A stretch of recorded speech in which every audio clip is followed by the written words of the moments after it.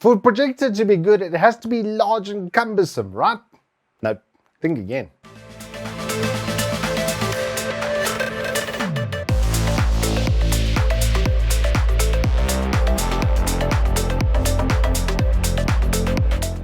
Good afternoon, welcome to Turbo Tortoise Tech. If you're new here, I'm Reese of the 4-piece Rosie or Triple XL. And this is honestly just a miniaturized long throw version of the PX3 Pro. Okay, cool, review done. I'll see you later. What? Okay. Real wrap, it basically is though. It's still a tricolor laser. It's not as powerful. It's 1600 lumens. It's equivalent to about a 2200 lumen like standard projector in its brightness and stuff. And it's very noticeable when you use it in the daytime. However, as a portable option, because it comes inside of this box, you can pack everything into this little box and then you're A for away, which is kind of unreal. But before I get too ahead of myself, let's go through what's in the box. The inside of this actually really nice bit of packaging. You are going to get an external adapter because they've opted to put the power supply outside to reduce size even further on the projector. Kind of like that as well. Easily replaced. It's just a hunt key, so it should be just an off-the-shelf purchase of anything with the same voltage and wattage. It's 180 watt effective. So yeah, this thing will draw a little bit of current while it is working because I mean it's driving tricolor laser and with lumens at the end of the day. So it kind of makes sense with that. And then you get a little remote, which is also backlit like the higher end PX3 Pro. It doesn't have as many shortcuts and functions as the PX3, but it's running the same VIDA system. And we kind of I'm going to shortcut to just talk about that on the front of this review because VIDA is actually kind of mental. It's a Linux-based operating system that they built in-house. So it doesn't run anything Android, and it's considerably faster than what I'm used to. I was wondering why it was so snappy on the PX3 Pro. I need to have a conversation with Hisense and do a little bit of digging, and they started this project a little while ago, and they've made over 400 custom apps. So the App Store and stuff that you find on there is actually run by Hisense. It's kind of incredible. Plex, I've got to say, runs pretty well on this, considering it's basically unusable on some of the smart TVs I've used. So that's a really big plus for your own personal media libraries and such. But things like Netflix and YouTube and such actually feel better than they did on Android. And then you get a lot more customization and settings by controlling the software yourself. So that I've got to give a double big thumbs up to Hisense on that one.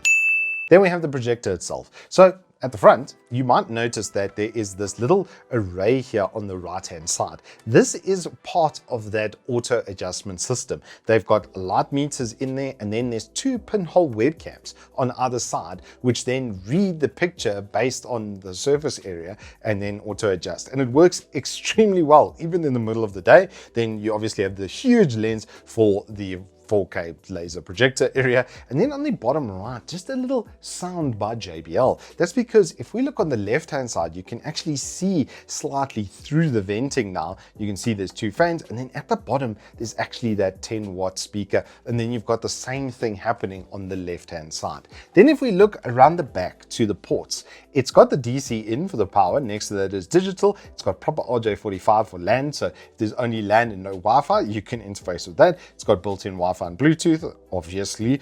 Audio out on the 3.5, a USB 2. The HDMI 2 has the ARC or eARC system so that you can put it through your appropriate soundbars. HDMI next to that, 4K certified, and a USB 3. So it's going to be able to connect to just about flipping anything you would want to or hope to connect to. Then on the top, you've got the power button, a play and pause button, and like a volume plus and minus. And this actually accesses the main menu as well. If you hit the power button, you can do the menu from there. So if the remote's out of reach or you've misplaced it, you're not left high and dry. You can still access a lot of the functions from the top over there, which is flipping cool, I must say. Just don't lose your remote though, please, I'm begging you. And then finally, having a look at the bottom, there's 4 adjustable feet over there, which you don't really need to adjust, honestly. I think it's just to kind of help it out. Not that you need to. The auto adjustment on this is so flipping good.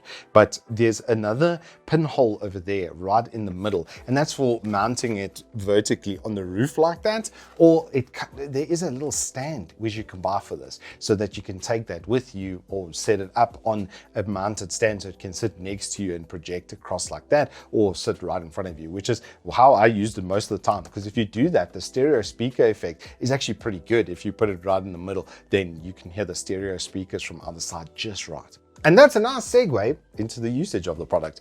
It's exceptional. It's not as bright as the PX3 Pro. I mean, 2800 lumens to 6000. You're gonna notice a difference.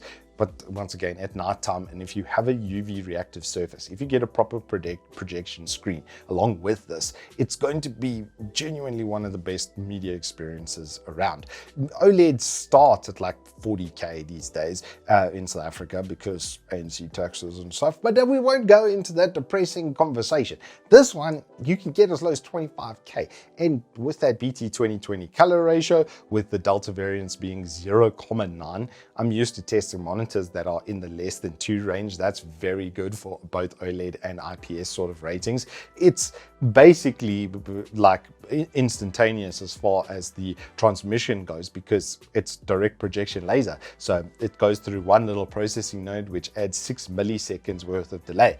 That means that this on color is faster than any screen you will ever use because all normal monitors have a gray to gray response time rating of about 1 millisecond, but all color is done at 8. So this is 2 milliseconds faster than anything. So to play games on it, and especially something as beautiful as like Stalker 2 on this, it's very, very nice. It's a very nice experience. For watching HDR content, it's exceptionally nice because it's got HDR10 as an example.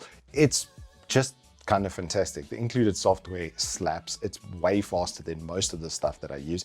And the portability factor of this guy, it does make it quite a nice little thing for going away on holiday. You've got a collapsible screen with it. You pretty much have a home theater no matter what. You don't even really need to take speakers and stuff with it because the 10-watt JBLs, they're still JBLs. They're still very noticeably JBLs. It doesn't have a audio processor that mics up voices and stuff like the PX3 Pro did, which it can be a little bit kind of the normal, what we experience with the movies and stuff when we do watch them. The voices over here and then the explosions are up there. So that will still happen. Things will still be boomy when they are boomy. But as a viewing experience and to have like a little home theater and then to have the ability to mount it anywhere is fantastic. The setup is so easy, literally a child can do it. You literally just aim it at the wall, you press a button for the autofocus. It scans for objects that are in the way, so it can detect like where my soundbar was in the way or the key hook that's next to the front door on my left-hand side of my wall over there was in the way. It could detect that and auto resize the screen. If that's not good enough, you can then go and resize it and then refocus it as well. Not that you really would need to. The C1 is absolutely incredible as well. These new tricolors from Hisense, they are taking for me a backer position in home theater because of the sizes that these things can produce. You can easily do 100, 120 inch. Go and price an OLED for that. That'll get the same kind of colors as this. That's going to be like 85,000 Rand. So if you have space to put a projection screen or you're on a mobile sort of platform, definitely have a look at the C1. It's still going to be great for gaming if you use it for like an Xbox. It doesn't have the certification like the PX3 Pro, but it's still going to slap for that. And movies and stuff on this is just, it's just a really, really good time. Another thing I almost forgot is the smooth motion.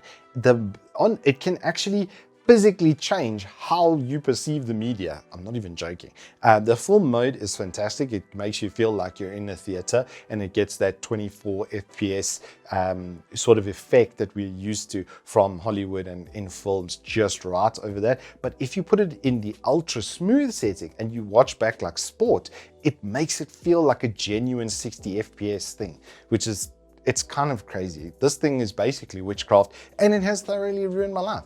Anywho, that's all I have for you on the Hisense C1. If you have enjoyed this, please do hit us up with a like and subscribe, and I will see you on the flip side.